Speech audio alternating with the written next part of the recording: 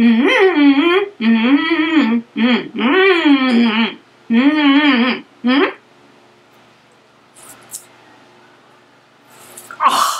what's that?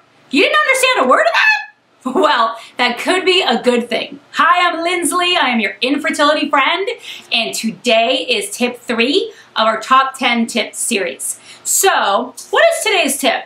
I think it is, you're right, be careful who you talk to about your infertility process. Who are you going to tell?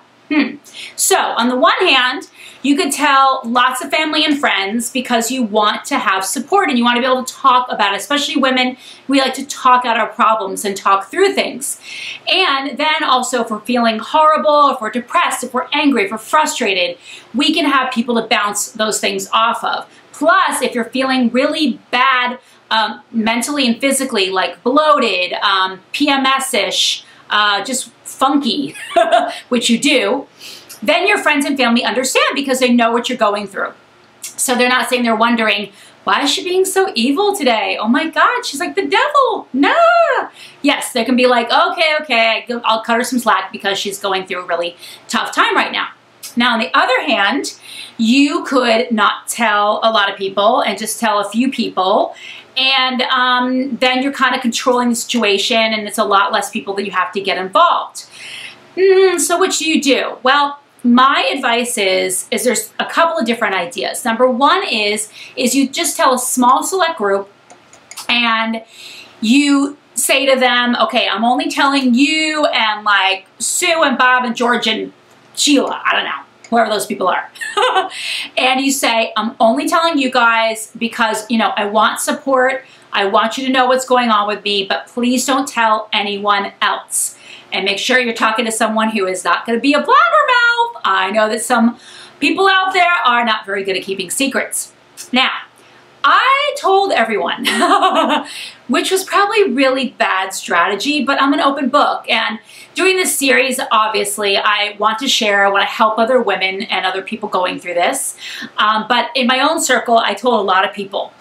And that really bit me in the butt because, for example, I got pregnant and I was so excited I told my housekeeper. Well, then I had a miscarriage. So imagine me trying to explain in bad Spanish what happened.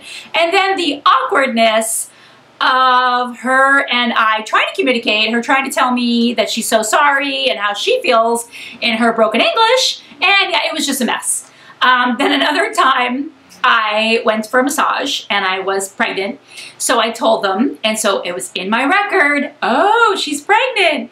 So then when I went back for a massage later, God, it was really depressing to have to say to them, oh yeah, no, that's no longer happening. And they just looked at me as blank stare like, huh? Because of course the person behind the counter was like, you know, 21, had no idea what that was all about.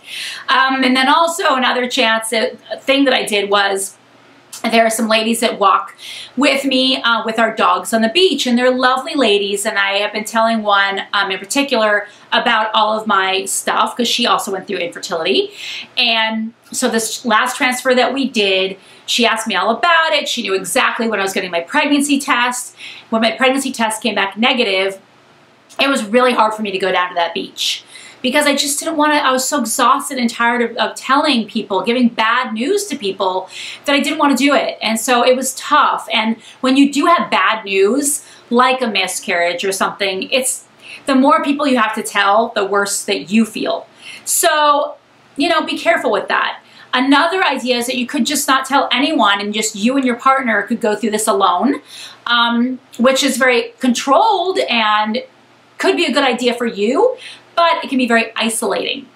There are some great online forums for women and, you know, men too, of people going through infertility. So if you decide to not tell a lot of people, that's a great resource for you of people you can bounce ideas off of. Hey, are you feeling this? What happened to you?